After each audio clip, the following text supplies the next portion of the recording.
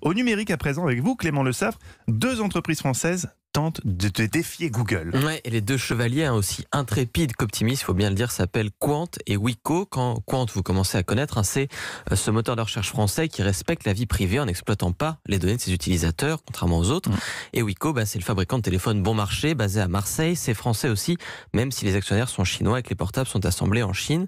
Ensemble, Wiko et Qwant ont donc dévoilé une nouvelle version du View 2 Pro, un des smartphones de Wiko, vendu 180 €. Sa particularité, à la place de Google Chrome, le navigateur de Google, le View 2 Pro intègre directement Qwant, et ça, c'est une première. Vous connaissez mon pragmatisme, Clément. Qu'est-ce que ça change pour nous, utilisateurs ? En fait, ça va simplifier ceux qui sont très soucieux de leur vie privée quand vous achetez un téléphone autre qu'un iPhone. Il fonctionne avec Android, le système d'exploitation de Google, qui a la main mise sur ce marché, le géant californien.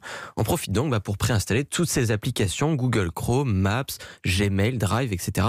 Sauf que ça n'a pas plu du tout à la Commission européenne, qui a jugé l'an dernier que cela relevait de l'abus de position dominante, et Google est donc désormais obligé de proposer aux fabricants de téléphones une version alternative d'Android sans Google Chrome.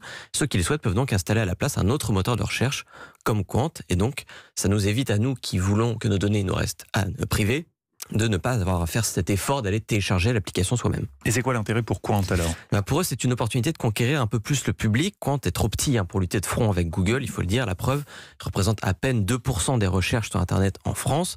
Alors ces dirigeants ont opté pour une approche plus institutionnelle. Ils passent des accords avec des entreprises ou des collectivités locales pour devenir leur moteur de recherche par défaut. Qwant est donc installé à l'Assemblée nationale, dans la région Île-de-France, chez Safran, ou encore même à France Télévisions.